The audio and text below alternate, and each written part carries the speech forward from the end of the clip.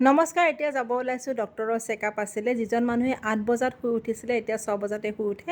এয়া ৰাতিপুৱাই গৈ পেলাই ডাঙৰ মাছ সৰু মাছ বিধে বিধে আনি পেলাই ধুই থ'লে, আনহাতে এয়া লৈ আহিছে ভেদাইলতা এমুঠি, তাৰ লগত কেইটামান নৰসিংহৰ পাতো ভালদৰে ধুই পেলাই মিক্সাৰ গ্ৰাইণ্ডাৰত পেষ্ট কৰি চেকি লৈছে। আনহাতে বজাৰৰ পৰা এয়া কলডিল এটাও লৈ আহিছিলে, সেইটো খুব মিহি মিহিকৈ সৰু সৰুকৈ কাটি লৈছে, যিহেতুকে 9:30 বজাত নেমকেয়াৰলৈকে যাব লাগিব, চেকআপ আছিলে। আৰু সাধাৰণতে আমি নাৰীবোৰে ইমান সৰু সৰুকৈ কলডিল কাটিবলৈ টান পাওঁ নহয় জানো। আৰু এয়া কেৰাহী এখনত তেল দিছে, এটা শুকান জলকীয়া দি পেলাই কাটি থোৱা কলডিলখিনি দি ভালদৰে লৰাই সোৱাদ অনুসৰি নিমখ আৰু হালধি দি পেলাই এইখন শুকানকৈ ভাজি বনাইছিলে কলডিলৰ। মৰমেৰে বনোৱা সকলো খাদ্যই আচলতে সোৱাদ ভৰা হয়।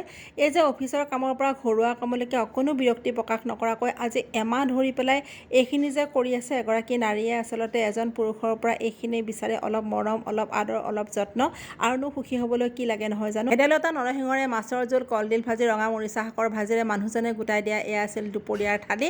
ভালে থাকক বা